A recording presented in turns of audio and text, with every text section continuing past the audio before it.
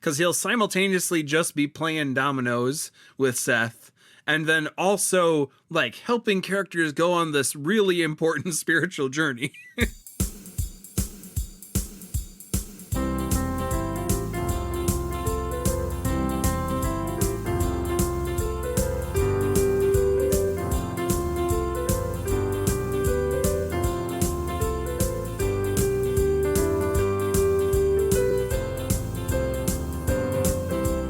Hello, everyone, and welcome back to No Script, an unscripted conversation about theater's best scripts. I'm Jackson.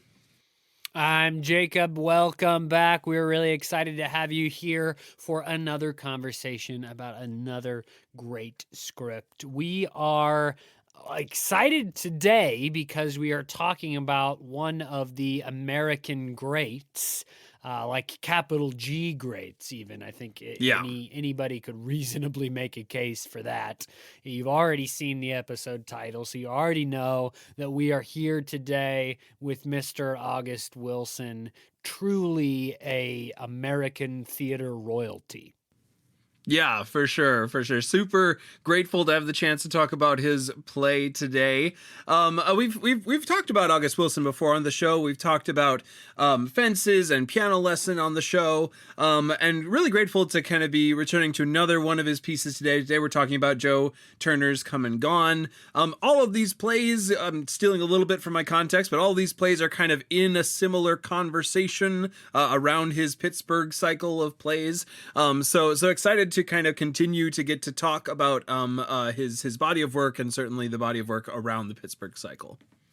Yeah, and August Wilson is famous not just for the incredible plays that he wrote, but also his incredible championing of Black theater in this country. And so it's always the case that when Jackson and I talk about a script, no matter who wrote it, we're talking about an experience different from our own. And that's definitely true today. But I think with this script, it's especially important for us to say that thing that we like to say sometimes, which is that we're speaking from ignorance on a play like this. We are not people of color. And then especially with this play, which is about finding an identity after slavery in this country, we have just sort of one lens as theater lovers, as people who read a lot of plays, and as people who have, enjoy August Wilson's work to a great deal. But that is not the only or the most important perspective to have on this play. Please check out some of the other great things that are being said about Joe Turner's Come and Gone. It's a great privilege to talk about works that have such a history on this show, what we would call like a classic work. Not classic in the sense of being hundreds of years old, but classic in the American theater tradition. Any of August Wilson's plays would. But one of the things that means is that like other people have talked a lot and written a lot about this play too. So please don't let your engagement with Joe Turner's Come and Gone end with us. Check out other voices and other perspectives on this script as well. Yeah, and when you do, if you want someone to chat about it with, and you like this podcast and want someone to kind of extend or continue the conversation with, we'd love to be chatting about it with you. We'd love to be talking about this play, whether you're going to go see it or you're reading it. Such an impactful play, and we'd love to be an area that conversation can happen in. Absolutely. Before we get to our conversation, which we will start very shortly, we do want to ask everybody to consider heading on over to our Patreon page. That's patreon.com/noscriptpodcast. Patreon.com/noscriptpodcast, all one word, no hyphens, no underscores. That's where you can become a supporter of the show.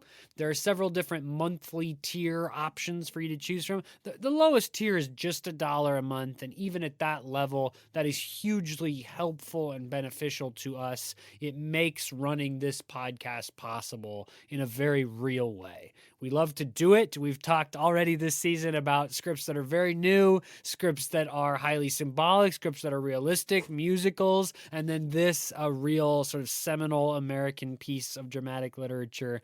It's a great privilege to look at that huge canon of work, that huge body of work that playwrights are putting out there. But it wouldn't be possible for us to do it on the podcast in this form without the support of those folks over on Patreon. If that's you, if you're one of the supporters and you're listening right now, huge thank you. You make doing the show possible 100%. And for those of you who aren't yet, just think about it. Check out the Patreon page. There's, of course, different rewards that you can look at as part of the Patreon system. But the biggest thing that we want you to know is that by joining that community, you become one of the people that make a show like this able to happen. So thank you to those of you who support us. And now, back to the script. Here we go, jumping back into the script. So we've already done, as we've said already, we've already done August Wilson on the show. So if you're looking for kind of a full context on August Wilson, we've done a full context on him before on the show. So head on over to one of the other conversations to hear the full context. But just to give you, we've already talked a little bit just about how important he is as a playwright within the American theater, and also just like so the plays that he wrote, especially these plays that are in the Pittsburgh cycle or the Century cycle. Are a kind of a detailed study about stories connected to Pittsburgh. I believe all but one of the 10 plays in that cycle takes place within Pittsburgh and really focuses on the stories of Black America. He's called kind of theater's poet of Black America. So this particular story today in Joe Turner's Come and Gone focuses on kind of the 1910s, that decade. The plays kind of all occupy a variety of different decades throughout the century cycle. But our conversation today is about Joe Turner's Come and Gone. This particular play was first staged in 1984 at the Eugene O'Neill Theater Center in Waterford, Connecticut, and then it had its Broadway opening at the Ethel Barrymore Theater and ran for 105 performances. That was in 1988.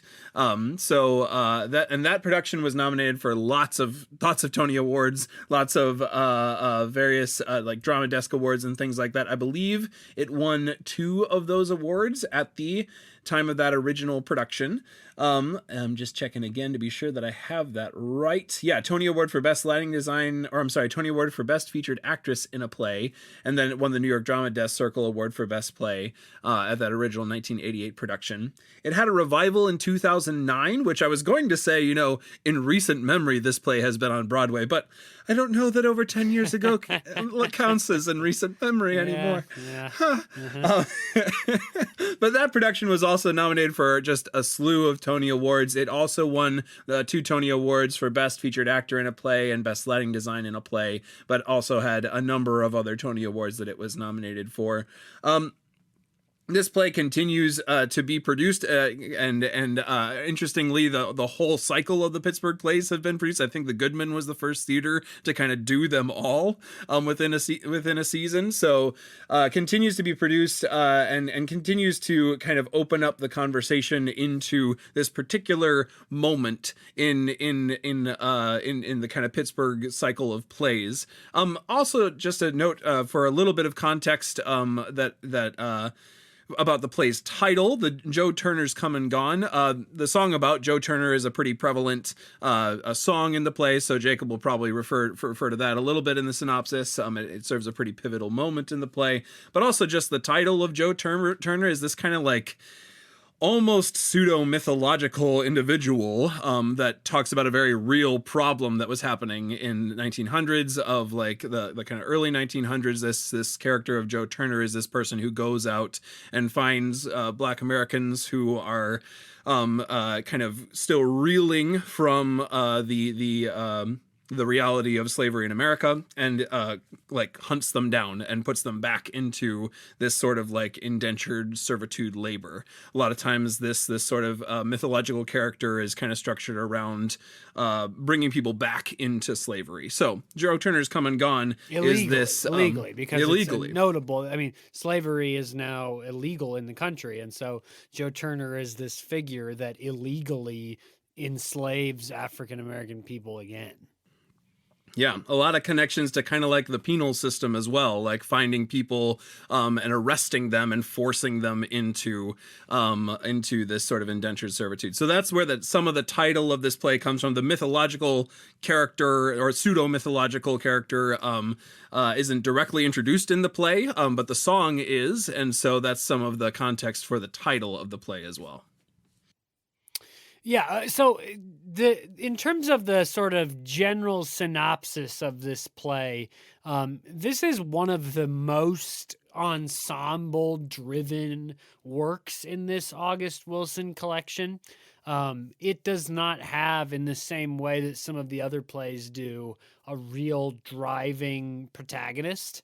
There is several characters who occupy a lot of our attention throughout the course of the play. So I would call this a little less plot driven even than some other August Wilson plays. This is a hugely character kind of moment based work, and it's profoundly influential for that reason to some degree.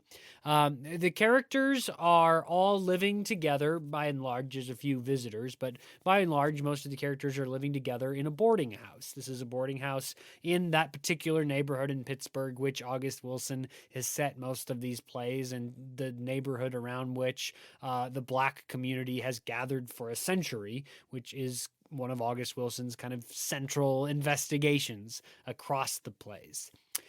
So this boarding house is run by Seth and Bertha.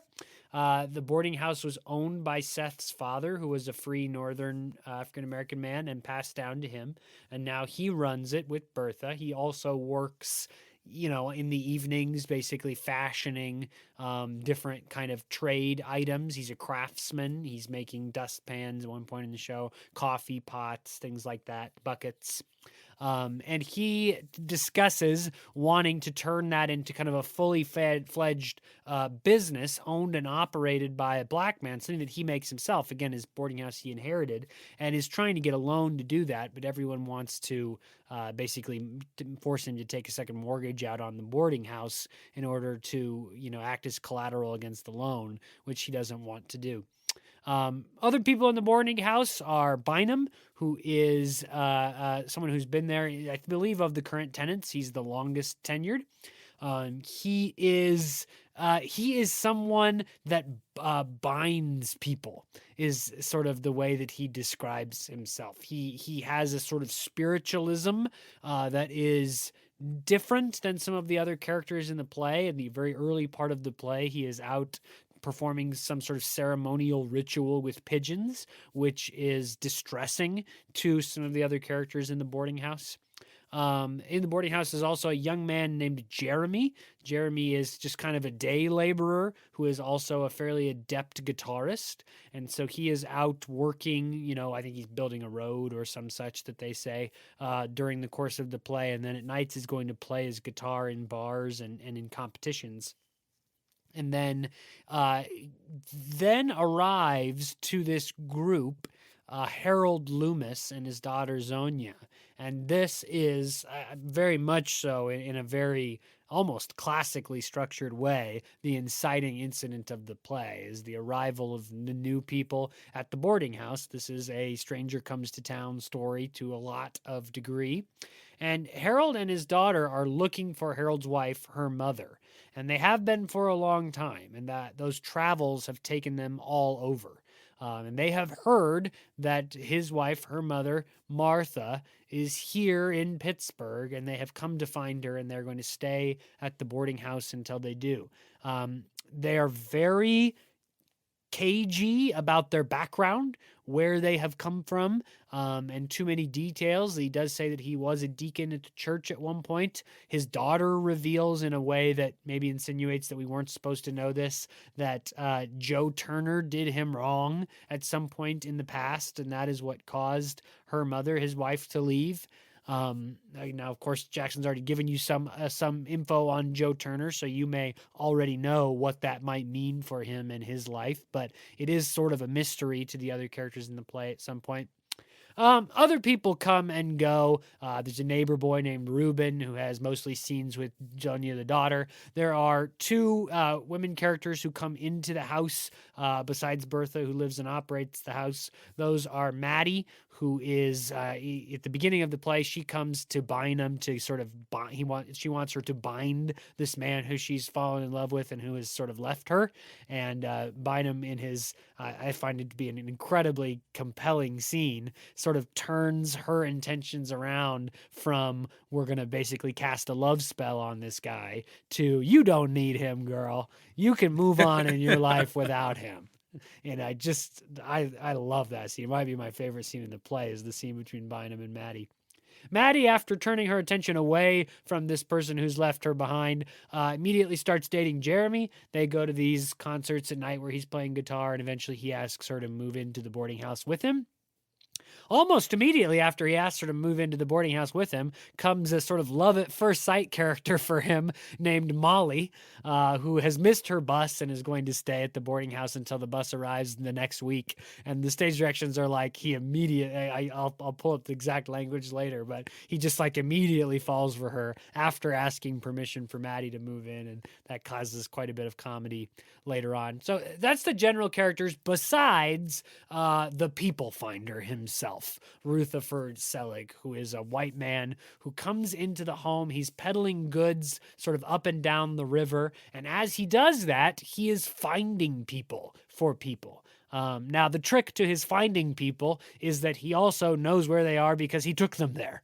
He is transporting people up and down the river. And then when people start to go, where's my relative? He goes, I know where they are because I took them up there. And he ends up charging them money. There's quite a bit of discussion about whether his people finding is a scam or a sort of properly run business, about the history of his people finding, which is disturbing and horrible and goes very much back to the Joe Turner sort of world of capturing runaway enslaved people. So he comes in at the very beginning of the play. He's negotiating with Seth for some different goods that he's buying from Seth's little side business. And then he talks with Bynum, who is looking for the shiny man, a man that he met on the road at one point in his life and told him to find his song. And of course, Selig basically said, I haven't found the shiny man yet. Sorry. I'll keep looking for you. I haven't found the shiny man yet. But Selig takes off, and later that day is when Harold Loomis and his daughter arrive at the boarding house looking for this person. And so, of course, everybody goes, well, you got to talk to Selig, the people finder. He can find your wife. So a week goes by, and the people finder comes back, and Harold, he sort of pays him to go out and find his wife for him.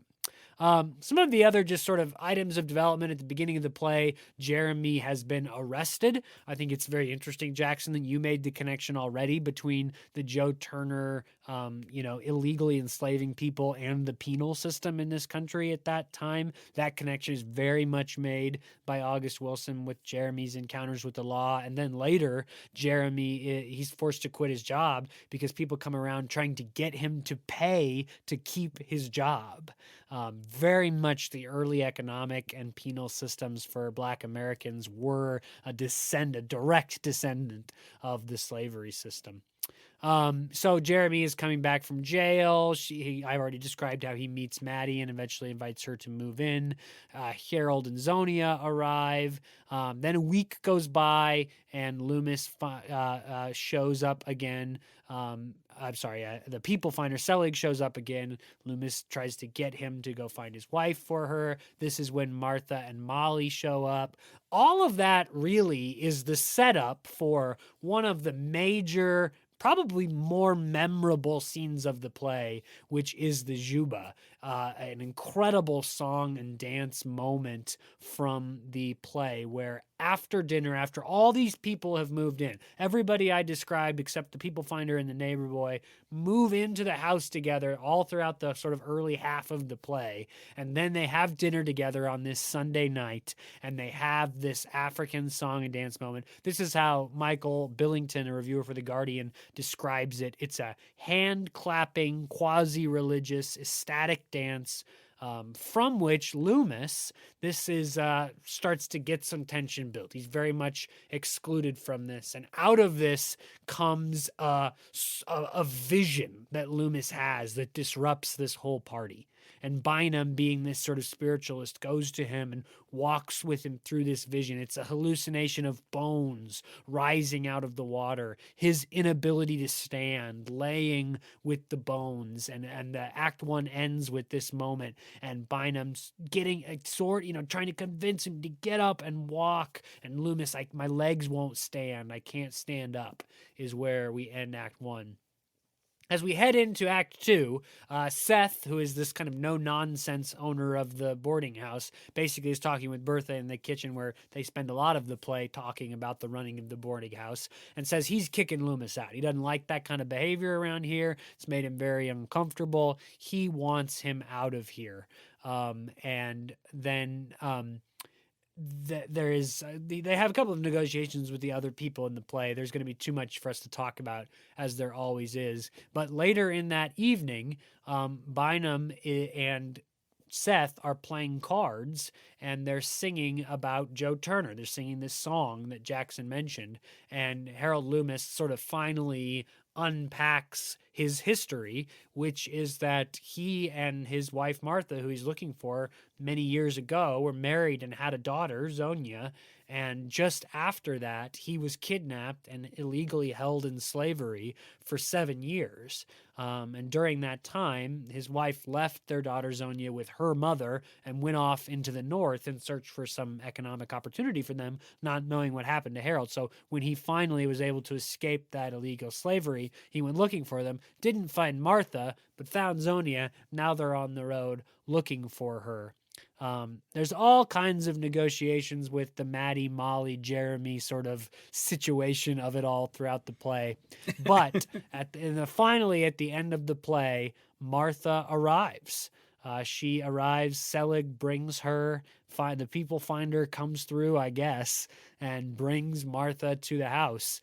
And she and Loomis have a really impactful reunion. I'm not sure it's exactly set out that their relationship is going to be just like hunky-dory back together going forward or anything. Certainly not. But Loomis has this kind of turning about. Martha tries to sort of bring him into her Christianity, and he very much mocks her for that, and ends up actually cutting himself. Again, August Wilson is master of the visual symbol, and this is classically that. Loomis cuts himself, cleanses himself with his own blood. And then this is at sort of the end of the play when Bynum realizes that Loomis is the shiny man that he has been looking for since the very beginning of the play. It's massively symbolic. It's massively impactful. And of course, just in those final 3 lines, Loomis says, I'm standing. My legs are stood up. I'm standing now. Which is just a massive turnaround. Boy, that's a lot, and that's only a little of it. So these August Wilson plays are jam-packed with people on interesting journeys, and there's a little bit of those people. Yeah. As you've already said, there's just going to be so much in this play that we don't have the chance to touch on, given the time parameters and things like that. So, but I wonder about a way to kind of jump into some of those moments and maybe like leapfrog around on them a little bit, is to kind of focus on some of the aspects of this play there's definitely naturalism involved in this play. It's definitely a slice of life sort of play in some ways, but it's also jam-packed with symbolism, which is just a really interesting dyad to have for this play. To have this kind of like really true to life attempt to kind of show a real moment in these characters' lives, mixed in with moments like the ones you just described, where Loomis has this sort of very impactful symbolic return of his song and his power to him. Also, all this song business is kind of running through the whole play. Bynum continuously has this kind of song motif running through him. So this play is full of this odd juxtaposition of both naturalism and symbolism woven really beautifully together to bring these characters' stories to bear. And I think I would go as far as to say there may not be a playwright who so effectively weaves those things together. This look inside the normal human operations of normal people. I mean, Troy in Fences is just like is just a garbage collector. He just goes and collects the garbage every day. Just normal people doing regular jobs and going in and out of their lives. And he so beautifully captures different lives in different decades, the regular problems they face, the incredible flavor of the fried chicken that Bertha makes, right, in this play. Just incredible life details, the simple, I missed my bus and so I'm stuck with this boarding house for the week. Combining that everydayness with an incredibly keen attention to highly symbolic situations, the pigeons, the blood, as you have said. I mean, he is a master at those things together. And I do wonder if his sort of unique lens into the world is the way in which powerful symbols are part of everyday life and go unnoticed. I mean, good grief, Fences ends with like the angels trumpeting, Gabe Right. Yeah. Yeah. pronouncing the angels, and Troy talking about seeing death at baseball. It's just across his work, there is this prevalence of two things together that is just unmatched. Yeah, yeah. I love Bynum as kind of the central character that does that, basically. Holds both of those two things together. Cuz he'll simultaneously just be playing dominoes with Seth and then also like helping characters go on this really important spiritual journey that they need to go on. You also, I mean, he's also sort of this like pretty regularly all these characters kind of floating through the boarding house have this sort of like, yeah, we caught them in the middle of something else happening and we happened to stumble across them. Bynum and Seth's relationship, though, has this sort of like, these are time-tested characters. The boarding house manager and this sort of like spiritualist guide. And you kind of get the sense that these people are showing up on their porch into their house, and you get this sort of like world that they've crafted together. Even though sometimes Bynum is on some thin ice with both Seth and Bertha, but nevertheless, it seems like he's kind of the one of the kind of core people of the house alongside Seth and Bertha, and he always brings this symbolic nature, this knowledge that there's something else going on underneath this slice of life realism that he's kind of constantly helping people tap back into. Well, he's an interesting character to talk about in comparison with the other residents, too, because, I mean, one of the features of setting a play in a boarding house, of course, is that you're going to get transient characters, right? If you're going to set a play in a hotel or a boarding house, or a college dorm or, a train station or wherever, a place that people pass through, some of those to a higher degree than others, you're going to get a play full of transient people, which means, of course, you are set up for people looking for something or going to something or trying to figure something out about themselves on just like a thematic character writing level. But Bynum is a previously transient person. That part of his story is so interesting to me. He used to travel the country offering his binding skill in a way that he describes that his father did with a healing skill. And that time has passed for Bynum. Bynum is old now. He's no longer transient. So he has come to the boarding house to live basically the rest of his life. And that's in just such stark contrast to the rest of the residents. Seth and Bertha, I'm not counting as residents, they're the owners. The rest of these guests, these residents, who are by nature only going to be there a little while. One after another, they have negotiations like, here's what you owe till this week. You can stay till next weekend. You've paid up for your food until Saturday. There's always a time limit for movement to occur to go on. Selig comes every week and takes people with him away. But Bynum is now a staple, is a feature. He used to be transient and now he's not. And if you think about like the transience and the way that this play is about finding identity, then you could maybe make the case that Bynum is one of the characters who's found an identity in this play and brings that kind of stable, this is who I am, to each of the other characters in scene after scene. Almost every character has a solo scene with Bynum at some point across the course of the play, where he just like unpacks their life into just beautiful simplicity about what's next and what needs to happen. Yeah, the duality of this is who I am, and also you can depend on me to do this. You definitely get that sense. I think you kind of get that sense with Maddie. Certainly, like, leads you on that road pretty quickly. You get the sense that the community at large knows Bynum is here, because Maddie doesn't come to the house originally as a resident. She comes to talk to Bynum.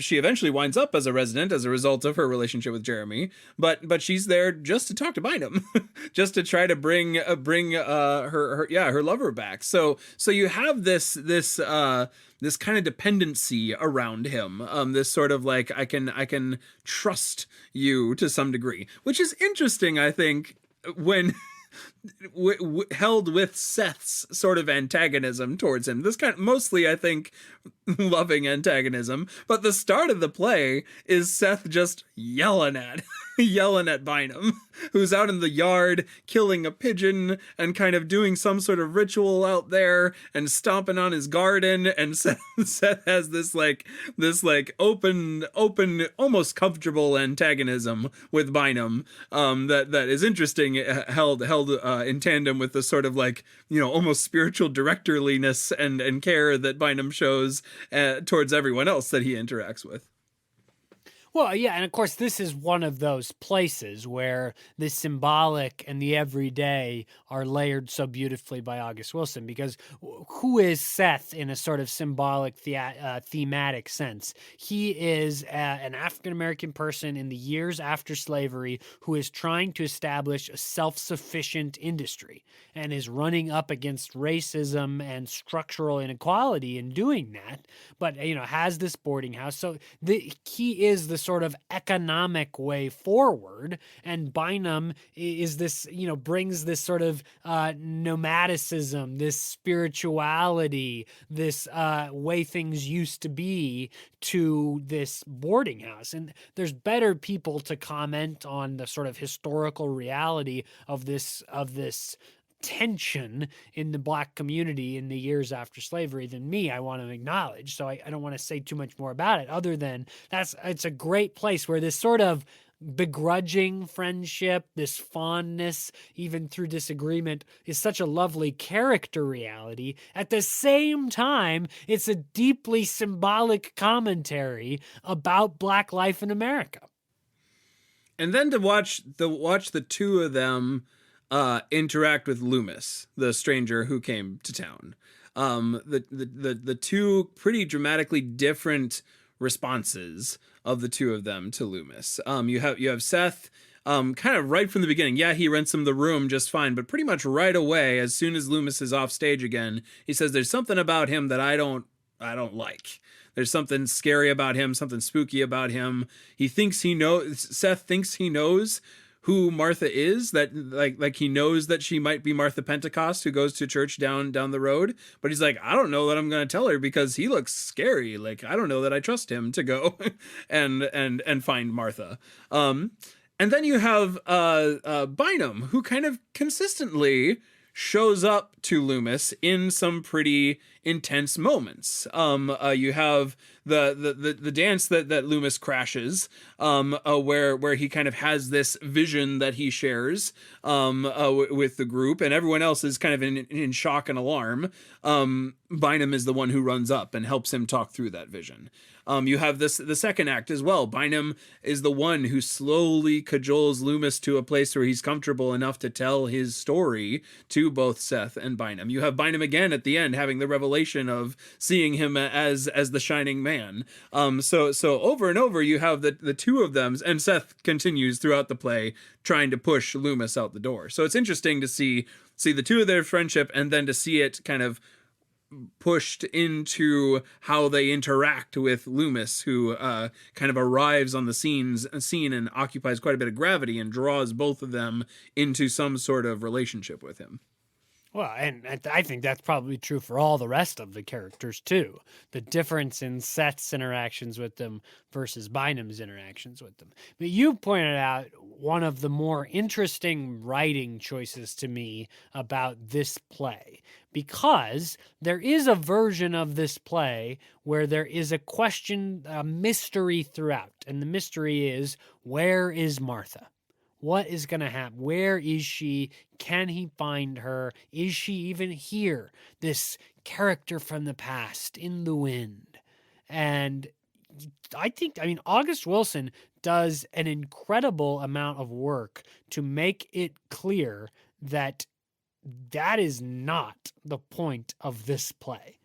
You said that Seth thinks he knows where Martha is. I would say much more strongly than that. He comes down after having talked with Harold Loomis upstairs and basically says, listen, this is Martha Pentecost. Right. He described her to me. He's exactly the same person. His daughter looks just like her. This is definitely that person, Martha Pentecost, who used to live with us and who lives in this town over there, and we could go get her right now. But I'm not going to. As a writing choice, that is fascinating because it takes away one of the mysteries of this play. This play is full of mysteries, but August Wilson takes that one off the table almost right away. The question of where is Martha is only a question Harold Loomis is asking. Everybody else, I mean, Seth blabs about Martha Pentecost to like every other character in the play. It's just like every corner he's like, that's Martha Pentecost, but don't tell him. And so it's like, well, there's only the mystery for one guy. I just think that's a fascinating choice to wipe away that mystery for us. And then it allows us to refocus our intent on some other things, like why is Seth like holding this information back from him? What is Loomis going through as well? The Loomis is this really interesting character from a reading a play sort of perspective, because he's kind of in just the words of Loomis, he's kind of this like sort of terse short lines, kind of interjects quickly and then is kind of out of the scene. But a lot of characters talk about him, and talk, like, say really specific things about him, describe his appearance, describe his mannerisms. And so this is, I mean, there's, and then certainly eventually Loomis has pretty significant monologue where he kind of unloads his story. He has, of course, the big vision scene and the scene at the end. He's a character with a lot of lines other than what I'm talking about specifically right now. But in those kind of opening sorts of first half of the play sort of stuff, he's this somewhat silent, ominous maybe presence that all the other characters are talking about, which is just a fascinating thing in reading a play to appreciate the kind of physicality that is called for as a result of that. The sort of high gravity nature of this person. He enters the room and everyone kind of like has an opinion about him just based off of lines like, I want a room for the next week. What's room and board? Here's the money. I'll pay up next week. I'm looking for this person. Something is being communicated, and that's a great prompt for an actor to kind of get to work with. I watched some reviews of one production of this play, and they talked about how much gravity Loomis holds on stage whenever he shows up in a scene. How all the other characters are kind of maybe not talking about him, but he's in their awareness most of the time. Yeah, I 100% agree. He is a character for whom his physical presence is as important for some reason as anything that he says. And there's even things as specific as like he's wearing a coat in the middle of the summer. Why is he doing that? Right. And I think the neighbor boy, Ruben, talks about like, boy, that is a scary looking face. What is the deal with that guy's face? And then Zoni, of course, like, that is my dad. So, August Wilson is, as a master theater craftsperson, knows that the stuff that happens live and embodied is as important ever as anything a character says, the things that they do, the presence that they occupy, and always is a fantastic writer of those kinds of characters who just show up and are so outside the scope of the rest of the characters that they alter the gravity in the room. I think Gabe is very much like that in Fences. Just like things tilt when this character is in the room that way. Which is fascinating to go eventually to the like 2/3 of the way through the play, where Bynum kind of makes the insight that some of that is due to the fact that the way he puts it is that Loomis's song has been stolen from him, that he has forgotten the song of himself. And what a powerful statement that is. And that's backed up again later when Loomis has this scene with Maddie and has this scene where they try to move towards being a little bit intimate with each other, and he has this revelation: I've forgotten how to touch people. And so you have this sense that even Loomis goes through, of this discovery that there is something lost for Loomis, that is tangible, that is able to be felt by other people, is able to be felt by Loomis, and so that's what makes that impactful ending all the more of a payoff, is that from the beginning, people have been noticing that there's something missing from Loomis. There's something more, there's something different. Bynum's revelation that it's his song that is eventually returned to him through his own sort of empowerment of that final sort of ritual, spiritual moment at the end. It's just a highly impactful character. Super, super great to kind of go on the journey of that. Well, yeah, and so it becomes a sort of series of layers of metaphor. This idea of finding your song is one that Bynum brings in, and then is really played out, I think, through the Jeremy character who has his guitar and is sort of out there trying to figure out who he is. I mean, all the characters, I think, many people who've written and talked about the show talk about everybody looking for their song, looking for their identity. And then what Loomis brings into that maybe like normal world, and I'm only saying normal in context of the play, not ascribing that that's the way things should be or anything, but this world of people who are looking for who they are, looking for their song. And Loomis comes and brings this additional layered metaphor of standing, right? It is the end of Act 1 versus the end of the play journey. Loomis has had his legs taken from him. His ability to hold himself up has been taken from him, and taken by white supremacy, by the Joe Turner industrial complex, as it were. I mean, this play is, in a way that is heartbreaking and palpable, about the lasting legacy of slavery in the United States on the Black community. What the violence that was done and has been handed down to the generations. I mean, even someone like Seth, who's the son of a free North person, is still, he talks about how for every dollar he makes, let me find the exact quote. He says, white fellows come from all over the world. White fellows coming in 6 months got more than what I got. I mean, this plays up and down tracks what was robbed, the time that was robbed, the financial resources that were robbed, and also this like psychic, spiritual, soul level human robbery. And yeah, absolutely. So historically what was robbed, and then also these characters are actively going through that robbery as well. You have the stuff you brought up in the synopsis around Jeremy deciding not to give over 50 cents just to make, I think it was $7 over the course of a week. So he had to keep his job. He had to pay in 50 cents for the week. Well, and remember that he was arrested. When he was arrested, the police literally took his $2.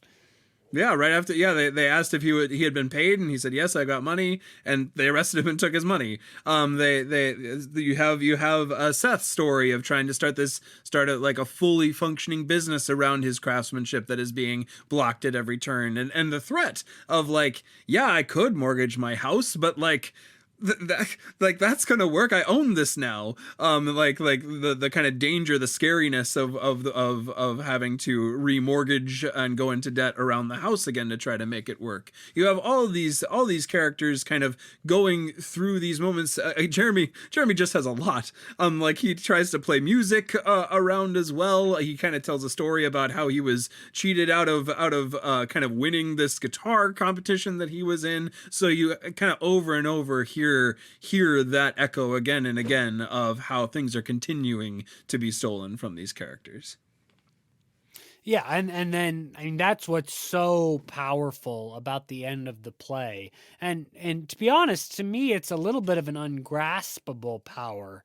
There's just something unimaginably wow, about the journey of seeing Loomis sort of self-actualize in these final moments of the play. And it goes a little beyond what I can describe from this leads to this kind of plot development reality. I want to read you the stage directions that are given at the end of the play because of their power and because the way in which Wilson combats the legacy of slavery and what he imagines as the Black community finding their own voice, finding their own song.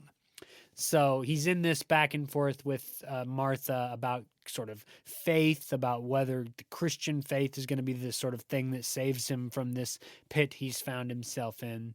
He says, what kind of meaning you got? What kind of clean you got, woman? You want blood. Blood make you clean with blood. Here is the stage directions. Loomis slashes himself across the chest. He rubs the blood over his face and comes to a realization. That's where the great line that I quoted in the synopsis, I'm standing, my legs stood up, I'm standing now.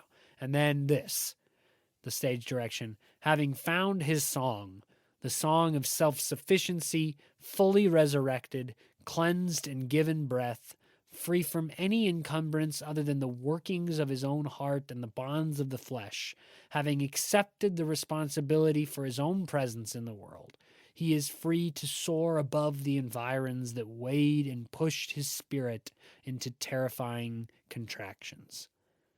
And at that point, he leaves and is gone. Yeah.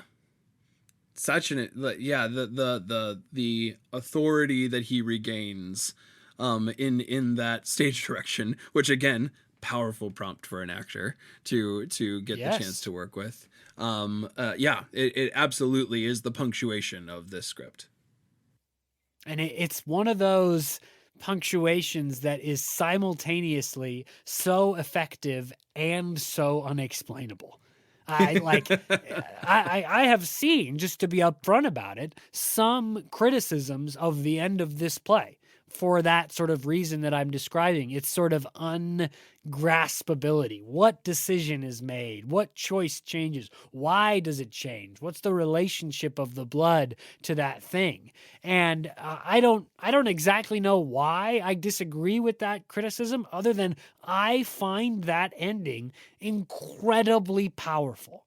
As a contrast to what August Wilson does with Loomis at the end of Act 1, where the song and dance, ceremonial, ritual, incredible legacy history moment is going on that's so visceral and musical and powerful, and that Loomis cannot participate in and is stuck outside of. Something about the contrast of that and his inability to stand in the vision, and then his standing up and the sort of power of the blood on himself and the standing there.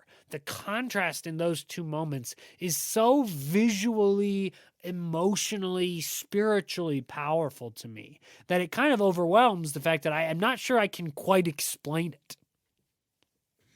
Yeah. Absolutely. There's this sort of like other thing happening that like it's hard to grasp onto. For me, like a road that I'm walking as I watch that moment is the juxtaposition of right before he's talking with Martha about Jesus's blood being the blood that covers and saves, and him covering himself in his own blood is this sort of like self-actualization, realization of his own power again, and through that, the line, song of having found his song, the song of self-sufficiency, fully resurrected. Those two things together is such an impactful juxtaposition of Martha saying, "Cover yourself with the blood of Jesus." He says, "No, I'm covering myself in my own self-actualization." Is such like. I mean, it's this again intangible sort of like, wow, something incredibly significant is happening here, and it's intangible and it's powerful and it's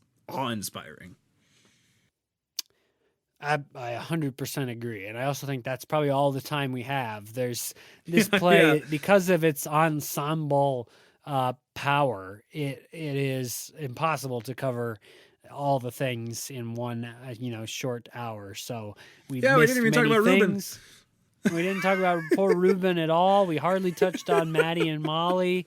I mean, we gave Bertha such short shrift in this conversation. I know. Molly has such a great always. Yeah. There's such a great, just to give you a short window into Molly, she has a perfect scene where she ticks off every single person. Just perfectly, where she just like says the wrong thing to every person, is like, oh, I hope I didn't offend them. It's perfect. So yeah, such a great character. Yes. Again, another like stranger coming into the town of this house and kind of throwing off the normal patterns of what happens here. Absolutely. So if we didn't cover the thing that you think is the most important thing about this play, we probably didn't. You're probably right. And so it's one of the great, I don't know if it's a sadness, but it is like we just can never get to it all. And so we turn our attention to you out there for further conversations about the script.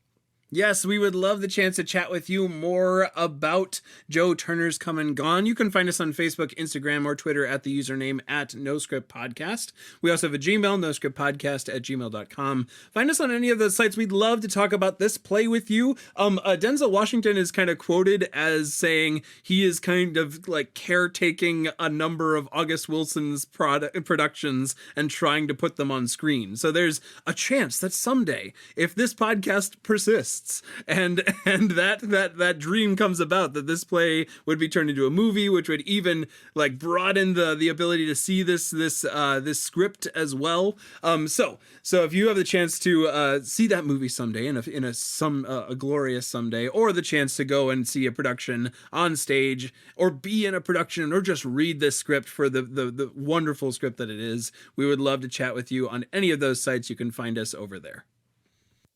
Absolutely. If you've liked this conversation or any of our other conversations, please recommend us to your family, your friends, anybody you know that likes scripts, conversations about stories and how they work. Send them our way. I think they'll like the show. They can find us on Apple Podcasts, Google Play, Spotify, SoundCloud, YouTube, Podbean. We're on all the places that you know and love your podcast, as well as you can like us on Facebook, and a link to the new episode appears every Monday automatically, and you can click and play from there. Until next week, when we're back with another great script, I'm Jacob.